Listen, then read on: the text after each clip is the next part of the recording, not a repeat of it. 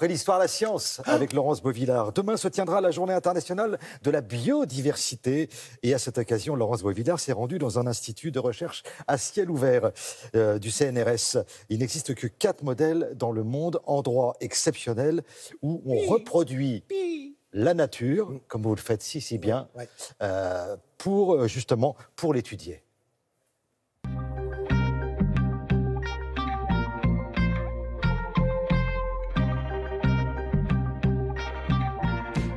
Dans ce caisson, il y a de la nature. Nous sommes ici en Île-de-France sur une plateforme scientifique qui étudie les écosystèmes. On reproduit ici la nature au plus près de la réalité. On a un ensemble de 16 lacs expérimentaux. Ce sont des modèles d'écosystèmes naturels avec toute leur complexité. C'est-à-dire qu'on a des zones de plein eau, on a des zones de fond avec du sable, on a des zones littorales avec une végétation complexe, on a des grenouilles, on a des poissons. Tous ces systèmes ont été colonisés naturellement avec des graines qui ont été portées par le vent et qui ont permis en fait l'installation de la végétation. Au bout de 2 ans de colonisation naturelle, on a mis des poissons avec des espèces typiques de nos régions, des gardons, des perches, des goujons, etc. Et dans la moitié des lacs, des brochets. Les brochets, ce sont des prédateurs de sommet de chaîne, donc des carnivores très efficaces. Et ces brochets sont aussi les espèces qui sont les plus sensibles, parce qu'elles sont au sommet de chaîne, aux perturbations liées aux activités humaines.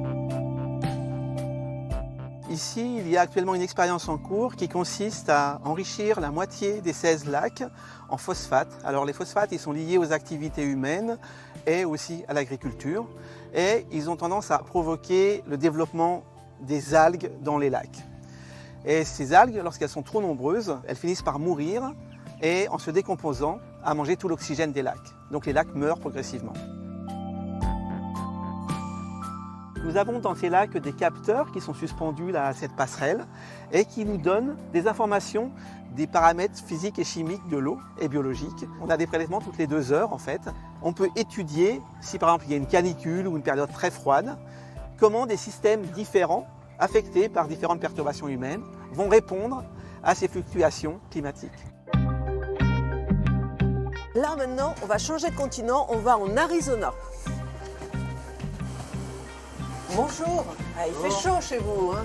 Donc ici on a recréé un écosystème avec du sol qui vient d'Arizona, des plantes qui viennent d'Arizona, donc de l'herbe et des acacias. Et donc on va simuler le climat d'Arizona, donc 20 degrés la nuit, 35 degrés le jour.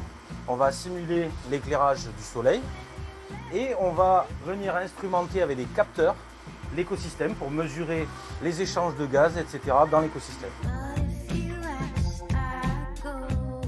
Ici, on est sur la même configuration que la cellule précédente, sauf qu'on a recréé les conditions de 2050, c'est-à-dire une température plus élevée et un taux de CO2 qui va être le double du taux actuel. Et on va regarder donc au niveau de l'écosystème, qu'est-ce que ça a comme impact au niveau du CO2, des échanges de gaz et de la photosynthèse sur les plantes. Ces plateformes sont ouvertes à des expérimentations nationales, internationales, publiques, mais également privées. Le but, c'est de fournir des données scientifiques et concrètes permettant au gouvernement ou à des hommes politiques de prendre des décisions face à une pollution ou au réchauffement climatique.